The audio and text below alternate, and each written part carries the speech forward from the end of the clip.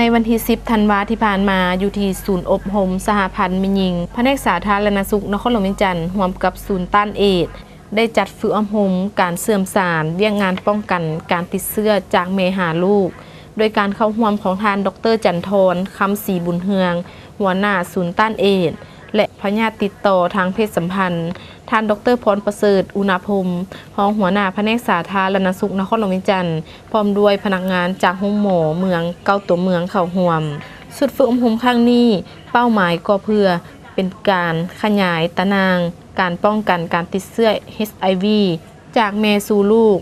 ลงสู่โรงหมอเมืองเก้าตัวเมืองในเขตนครหลวงเวียงจันทร์ทั้งเป็นการป้องกันบ่ให้มีกรณีติดเชื้อใหม่ในเด็กที่เกิดใหม่ในนั่นผู้เข้าร่วมได้เรียนรู้วิธีการเสื่อมสารระหว่างหน่วยงานเอดส์และหน่วยงานแม่และเด็กการกวดเลือดเพื่อซ่องหาเชื้อ HIV ในแม่หญิงถือพาเวลามากวดท้องและการแนะนำให้เข้าถึงยา ARV แต่หัวทีเมื่อพบว่ามีแม่ติดเชื้อ HIV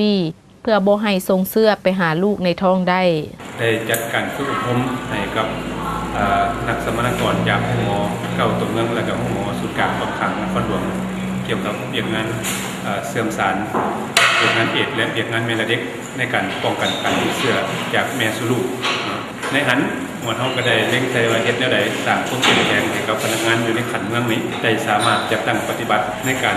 สอบค้นหากรณีติดเชื้อใหม่อยู่ในแม่หญิงถือพาโดยจะเร่งใส่ให้แม่หญิงถือพาทุกคนเข้ามาในห้องหมอเมืองนี้และก็ให้เขาเจ้าได้ตรวจเลือดสอบหาเชื้อ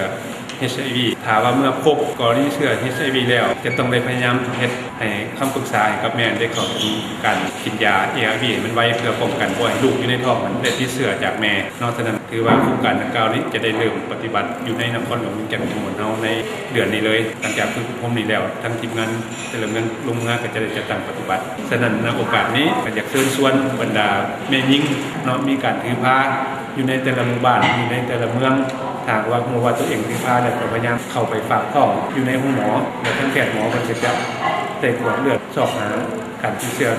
HIV ถ้าว่าเฮาติดแล้วเฮาเข้าทันยาไว้ลูกก็บ่มีโอกาสติดนำเฮาแล้วแม่ก็สิมีสุขภาพแข็งแรงแม่ก็เข้าทันยาลูกก็เข้าทันยาและคันถามว่าเฮาเฮ็ดได้ก็จังซี่แล้วมันก็จะบ่มีกรณีติดเชื้อโรคเอดส์อยู่ในต่อไปอยู่ในสังคมของหมู่เฮาฉะนั้นเชิญชวนบรรดาท่านทุกท่านผู้เป็นพ่อผู้เป็นแม่ระดมกันเข้าไปในหมอเพื่อให้ได้กดเลือดเต็มที่ส่วนราคาใช้จ่ายต่างๆนี้เป็นบ่ได้เสียค่าหยังหมดเนาะกดเลือดก็บ่ได้เสียทางว่าติดเชื้อยาทั้งรัฐบาลเพิ่นก็มีให้กินฟรีตัวนี้บ่ได้เสียค่าหยัง